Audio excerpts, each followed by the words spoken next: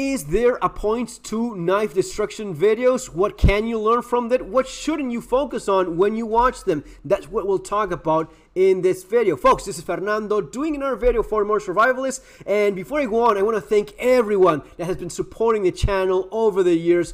Your support is greatly appreciated and it encourages me to do more content. If you haven't subscribed already, please consider doing so. If you like the video, at the end of it, leave a thumbs up, share. And you also have the links to my books there below in the descriptions. That's Street Survival Skills and Surviving the Economic Collapse. These will be very helpful in your journey of preparedness. Given everything going on, you probably want to get those two and start reading up and getting prepared as soon as you can. One of the things about preparedness, survival, is nice. And one of the things we like watching is nice videos. Some of the more dramatic ones are videos like this. This is from Joe X. He does destruction videos. Basically picks up a knife, destroys it. And here is where things get a little bit philosophical, and I don't want to go too far this path, this tangent, but it's kind of like this in life in general, you know, polarized, like opposite views. Some people think this is stupid, makes no sense. Breaking a knife is just for cutting. It is a cutting tool, and it is very much a cutting tool. Then on the other end of the spectrum, we have people that look at only how much abuse a knife can take before it breaks. Oh, this one is so much better because it takes a lot more damage until it breaks. I was a little bit like that at some point. I've always tried to be very like center focused in terms of, yeah, trying to do everything at the same time. Your perfect knife, right? And this is, I remember some of those early NOS videos. You guys that have been around for a while know what I'm talking about. NOS would do destruction videos, and that's where I first learned about Bussy knives, the amount of damage they took, and that was, man, that is awesome. You can beat the crap out of this thing, and it's still there. And then you learn about, yes, Infi steel, but most of all, you learn about blade geometry, how that is the greatest asset you can have in terms of making a knife super tough. A lot of steel, very thick, and yes, the right heat treatment and the right steel, but all of these things combined. Now, does that make a perfect knife? Well, no. You know, your knife should be capable of doing, first of all, the task that you want for it. If you want a paring knife, a cooking knife, a fillet knife, they're all different. They have different blade geometries, and a perfect fillet knife will not be great for other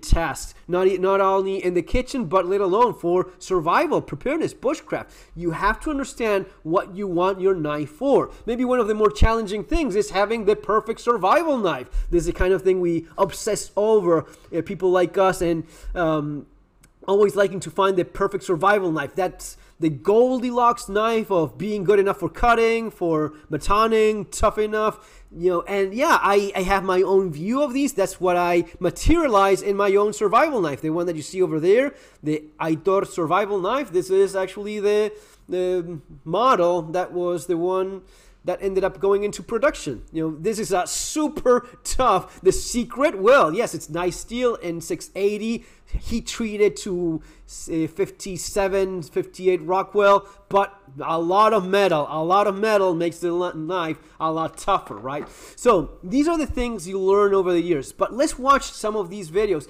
This one in particular, I think, is very helpful so as to understand what is there to be learned in destruction videos and what you should keep into context as well.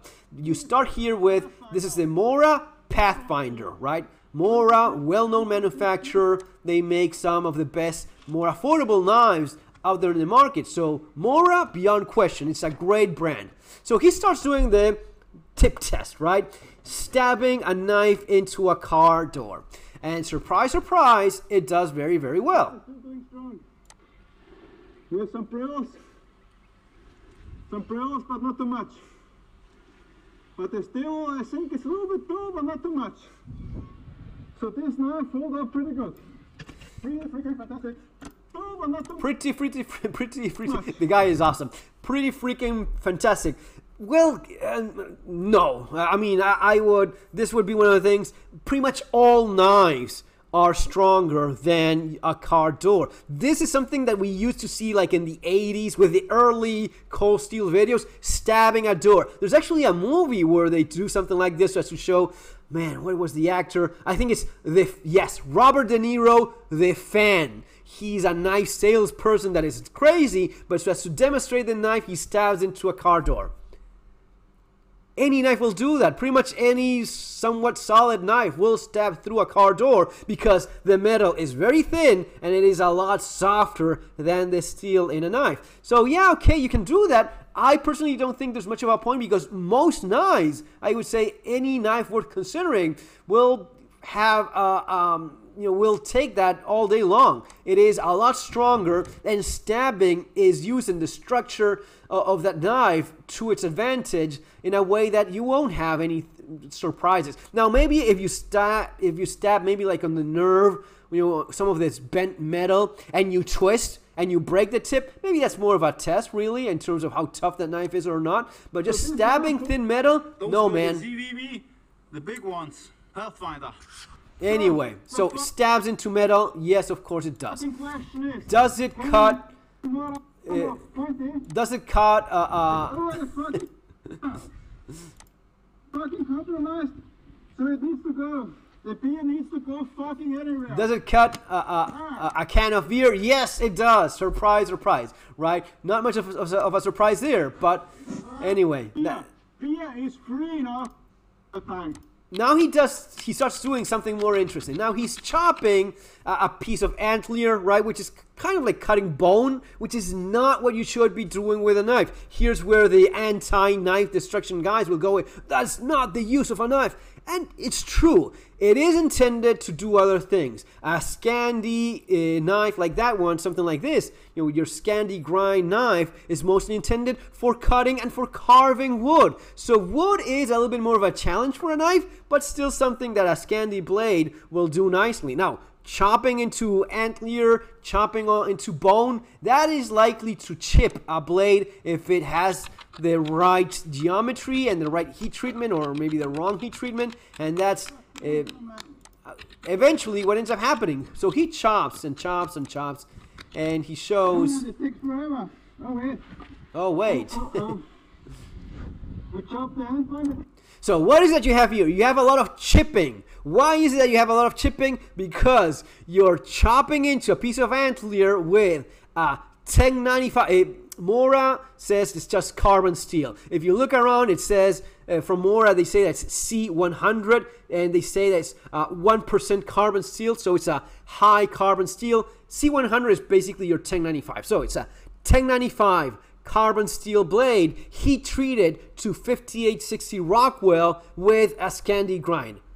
Of course it's going to be chopping, it's going to be chipping all over, because that's not what it's intended for. Now, personally, if I was hired by Mora, which is not the case, if Mora had hired me for, hey, Fernando, we want to do a Pathfinder knife for the American market, I would have gone like, no, dude, don't do this. I mean, I wouldn't even use the 1095 carbon steel. I would have gone with the stainless steel that they have, which is excellent. 12B, I don't remember exactly what it is, but they have a very tough stainless steel, which they already use. Use that. Use that instead of going with the carbon steel. It was more of a marketing decision than anything else, because they went with the traditionally accepted bushcrafty steel, which is carbon steel. That's what the market still considers to be the best option, but it's not, especially for something like this, especially if you're going to be chopping, especially if you give it a 5860 Rockwell hardness and a Scandi grind, you're going to be having a lot of damage, chipping and breaking of that edge.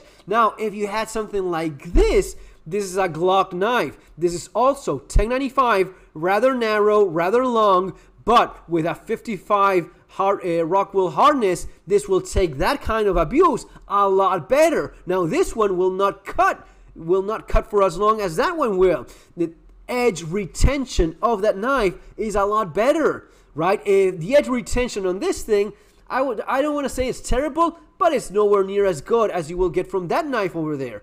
But for that kind of thing, for that kind of abuse, yes, this will perform better. It will not chip and break away nearly as much as what you see there. So they've gone with something intended more for a traditional Mora, a short Mora, rather than for the bigger knife. Personally, I think that was a mistake from Mora in doing this for that kind of specific knife, right? For the large survival knife, which is the kind of person that bought that knife, that's why it's not doing as well as Joe X expects it to. It's compromise. Now, if you had used it for cutting, but at the end of the day, the market is right? Because if you buy a larger knife, you kind of expect these days to be able to take this kind of abuse, right? So he does that, and he does that, and he chops and chops and chops. All right, great. Sucks at that. You see how it broke off all the edges, just chipping away because of the steel. People are saying I'm the biggest prick in town. Listen. I don't think so, because I'm prick. Now he's going to go over a freaking rock with a knife, right? What could happen? Well, let's try to guess. What happens if you use a narrow, slim, long blade made of 1095 to a 5860 Rockwell hardness? What happens? Let's try guessing what happens if you slam that thing on a rock. The guy is so funny. I love his channel. Action. Yes, of course, it breaks. Now, if you do that same thing with this thing, it will just take it all day long. I mean, everything eventually breaks. Even this will break if you slam it continuously over a rock. But because of the heat treatment, because of the hardness, and most of all, because of how elongated and long and narrow that blade is, it does not take that kind of abuse nearly as well. Right? I don't see, it could have been that maybe the heat treatment was off because he does show, but I honestly don't see like I don't see it like being too grainy or What the fuck? he's surprised, just I don't see, it could be that the heat treatment is off, but at that hardness with that steel with such a long narrow blade shouldn't be a surprise. Now, the same thing done with the Bushcraft Mora, Bushcraft Black from Mora. What is the Mora Bushcraft Black? Well, it's this knife that I have here, that Joe has there. This knife, Mora Bushcraft Black. It is 1095, 5860 Rockwell, but a lot shorter. So we're talking about a blade geometry that is a lot more likely to survive these kind of things. And that's what we see here. He starts doing the door test. Door test. Great. Takes it all day long. Of course. Why shouldn't it? It is damn carbon steel, very hard. So it's not getting beaten by the soft, thin metal of a car.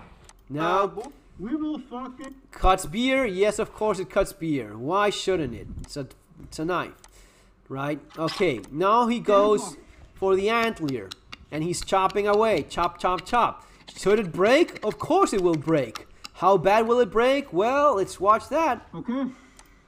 Not nearly as bad. You see a little bit of chipping here and here. Why? I mean, why? It's the same steel, somewhat the same heat treatment.